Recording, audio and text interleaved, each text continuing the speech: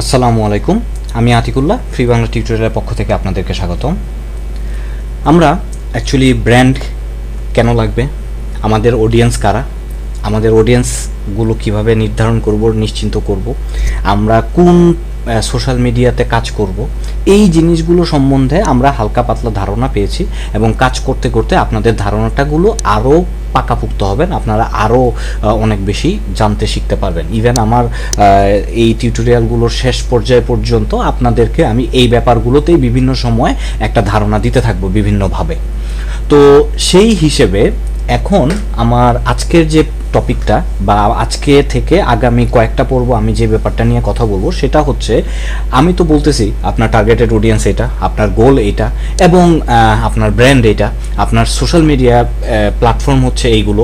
So সেই হিসেবে এখন এইগুলোতে আমরা যে পোস্ট করব, কেন করব, কিভাবে করব, কি জিনিস আমাদেরকে মেনটেন করতে হবে, এই কয়েকটা প্রশ্নের আনসার আমি আগামী একটা দুটা পর্বের মধ্যে দেওয়ার চেষ্টা করব। সো সেই ধারাবাহিকতায় আমার প্রথম আজকের স্লাইডটা যেটা হচ্ছে যে আমরা এঙ্গেজমেন্টটা যে বাড়াবো, এই এঙ্গেজমেন্ট বাড়ানোটা কিভাবে বাড়াবো, মানে কিভাবে ঠিকটা, মানে অ্যাকচুয়ালি এঙ্গেজমেন্ট বাড়ানোটা বাড়তেছে বা এঙ্গেজমেন্ট গোলের মধ্যে গোলটা যদি আমরা অ্যাচিভ করতে চাই তাহলে আমরা কিভাবে বুঝবো যে আমার এটা অ্যাচিভ করতে পারছি। এইটা আমরা বুঝবো আমার ব্র্যান্ড অ্যাওয়ারনেস, আমার ইউজার আমার উপরে ট্রাস্ট করতেছে কিনা, এই জিনিসগুলো হচ্ছে কিনা বা বাড়তেছে কিনা।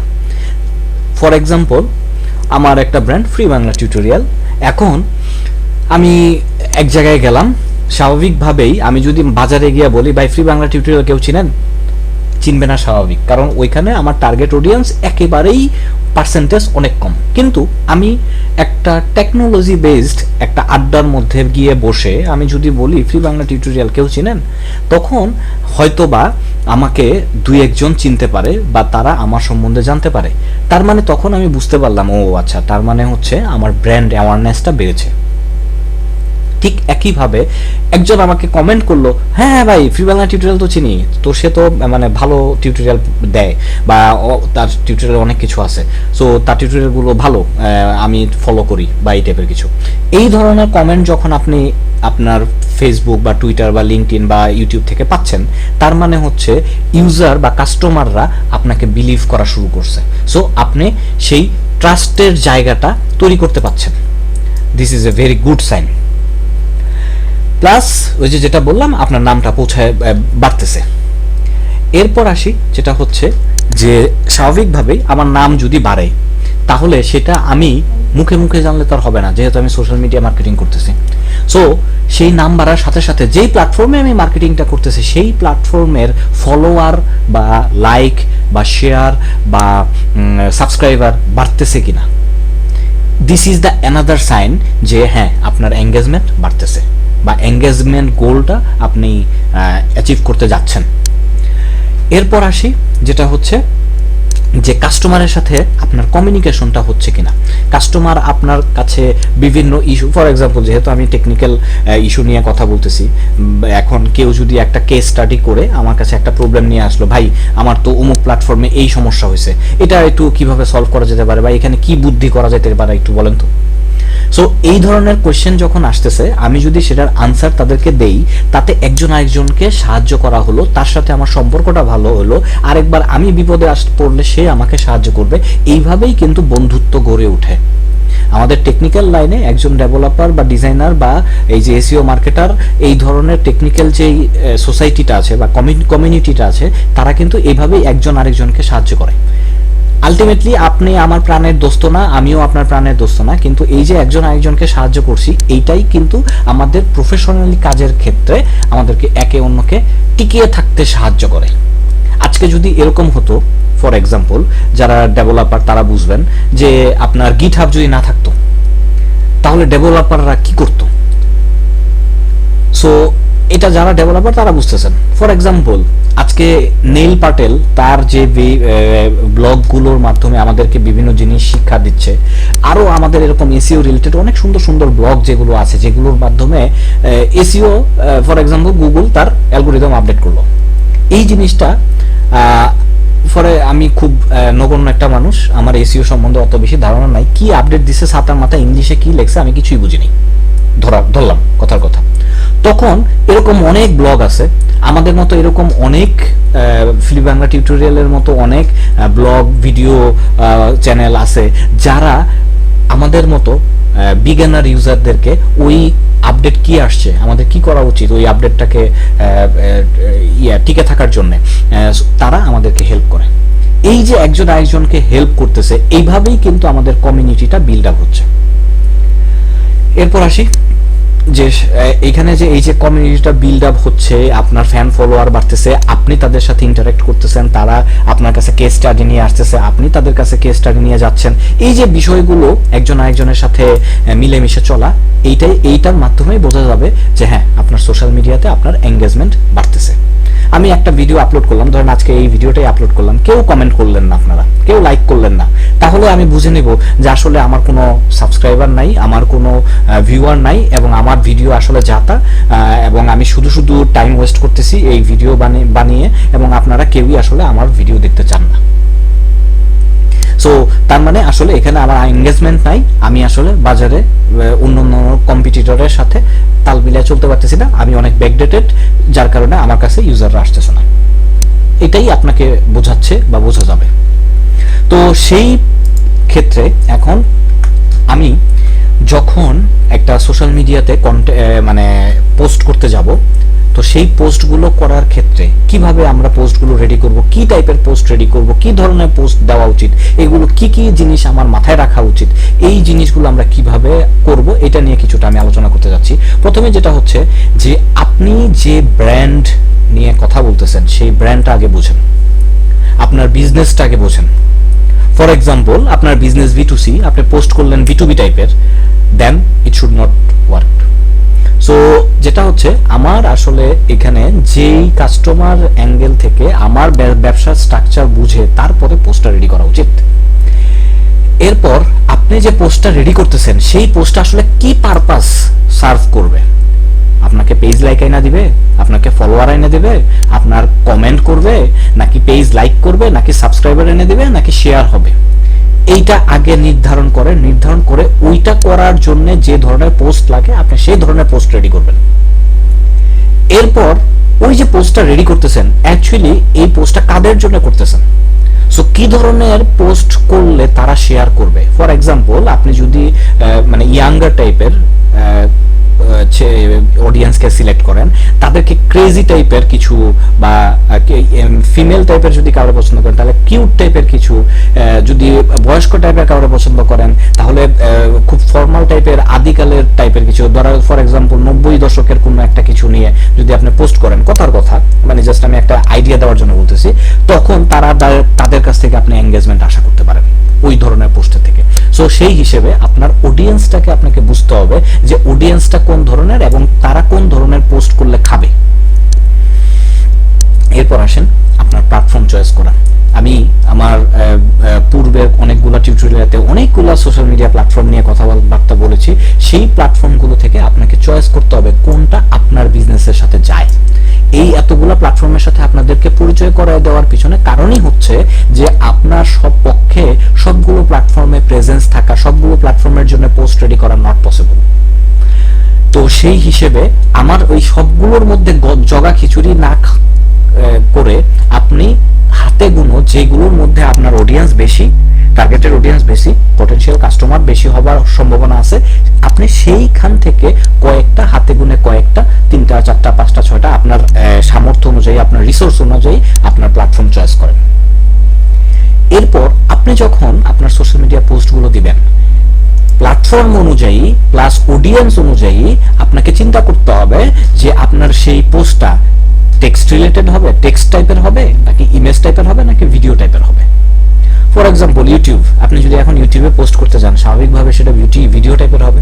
আপনি যদি পিন্টারেস্টে পোস্ট করতে যান বা ইনস্টাগ্রামে পোস্ট করতে যান তো স্বাভাবিকভাবে তাহলে সেটা ইমেজ অথবা ভিডিও হওয়াটা উচিত।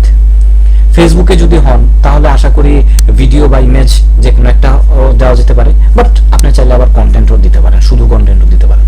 সো এটা ডিপেন্ড করতেছে আপনার এই পোস্টের ধরন, আপনার পোস্টের সবকিছুর উপর। মানে এটা একটা একটা ফ্যাক্টরের উপর ডিপেন্ড করে না, অনেকগুলা ফ্যাক্টরের উপর ডিপেন্ড করে।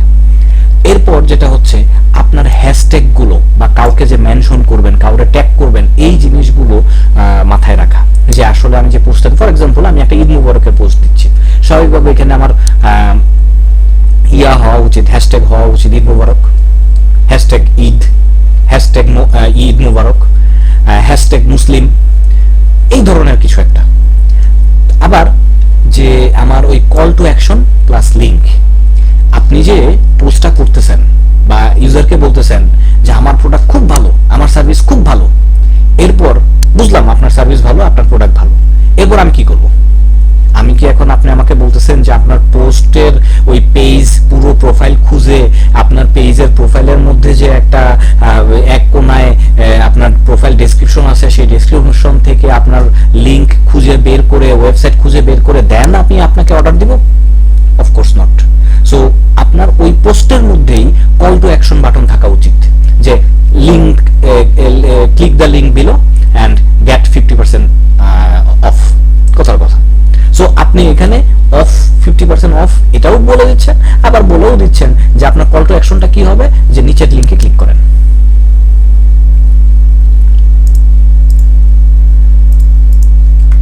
এরপর যেটা হচ্ছে যে আমরা তো বিভিন্ন ধরনের পোস্ট রেডি করতে পারি বা পোস্ট তৈরি করতে পারি। তো এই যে ভিন্ন ভিন্ন ধরনের যে পোস্টগুলো তৈরি করা যেতে পারে, সো আমি যদি প্রথমেই ধরে নেই যে আমি এখন একটা পোস্ট বানাবো, যে পোস্টটা হবে আমার কন্টেন্ট বা টেক্সটের উপর বেস করে। সো টেক্সটের উপর বেস করে যদি আমার এখন একটা কন্টেন্ট আমি করতে যাই, তাহলে আসলে সেটা কি কি বিষয়ে আমাকে মাথায় রাখতে হবে। এক, আমি আগেই বলেছি আপনার ব্র্যান্ড ভয়েসটা যেন, আপনার ব্র্যান্ডের টোনটা যেন সবসময় সেম হয়, এবং আপনাদের নিজস্ব কিছু যেন কথাবার্তা থাকে, নিজস্ব যেন কিছু ডায়লগ থাকে। ফর এক্সাম্পল, আমি যদিও নোয়াখালীর লোক না, বাট নোয়াখালী, সিলেট, কুমিল্লা, চিটাগাং, ঢাকা, পুরাতন ঢাকা, তাদের প্রত্যেকের কিন্তু একটা নিজস্ব স্বকীয় বৈশিষ্ট্য রয়েছে। তারা তাদের ওই এলাকার নিজস্ব বৈশিষ্ট্য রয়েছে, যে বৈশিষ্ট্যগুলো দেখলেই আমরা বুঝতে পারি যে এই লোকটা ওই এলাকার। তো ঠিক একইভাবে ব্র্যান্ডটাও আপনার এরকম টাইপেরই হওয়া উচিত, যে আপনার একটা নিজস্ব বৈশিষ্ট্য থাকবে, ওই বৈশিষ্ট্য দেখলেই বোঝা যাবে এই লোক এই ব্র্যান্ডের, বা এই কন্টেন্ট, এই পোস্ট এই ব্র্যান্ডের। এটাকেই আসলে আমি ব্র্যান্ড ভয়েস বলতে বোঝাতে চাচ্ছি। এরপর আসি যে পিপলকে আপনি কিছু স্টোরি বলবেন। এটার খুব সুন্দর একটা বাস্তব উদাহরণ দিতে পারি আমাদের গ্রামীণ ফোন। আমি তাদেরকে কোনোভাবে ছোট বা বড় বা তাদের মার্কেটিং করার চেষ্টা করতেছি না, আমি জাস্ট এক্সাম্পল টানার জন্য গ্রামীণ ফোন নামটা নিয়ে আসলাম। যে গ্রামীণ ফোনের দেখা দেখি এখন আরো অনেকগুলো ব্র্যান্ড সেই একই পথে হাঁটতেছে, যেটা হচ্ছে ফর এক্সাম্পল গ্রামীণ ফোন বাংলা মানুষের ইমোশন নিয়ে কথাবার্তা বলে, তাদেরকে একটা গল্প বলে, এবং সেই গল্পের উপর বেস করে গ্রামীণ ফোন তার নিজের যেই সার্ভিসটা ওটা এই গল্পের ভিতরে এনিহাউ ঢুকায় দেয়। এতে যেটা হচ্ছে মানুষের মনের মধ্যে সে খুব সুন্দরভাবে গেঁথে যেতে পারে। যেমন আমি একটা সিম্পল উদাহরণ আপনাদেরকে বলি, গ্রামীণ ফোনের একটা খুব পরিচিত গান আছে, গানটা হচ্ছে ঈদের সময় ওই যে বাড়ি যাওয়া নিয়ে, স্বপ্ন যাবে বাড়ি, একটা গান আছে, আশা করি মোটামুটি সবাই এই গানটা শুনেছেন। সো এই যে স্বপ্ন যাবে বাড়ি গানটা যে আছে, গ্রামীণ ফোন এটা বানিয়েছে বা তৈরি করেছে। এখানে সে ঈদে বাড়ি যাওয়া নিয়ে আমাদের অনেক ইমোশন, অনেক কিছু কাজ করে, মানে যেটা আসলে ভাষায় প্রকাশের মতো না।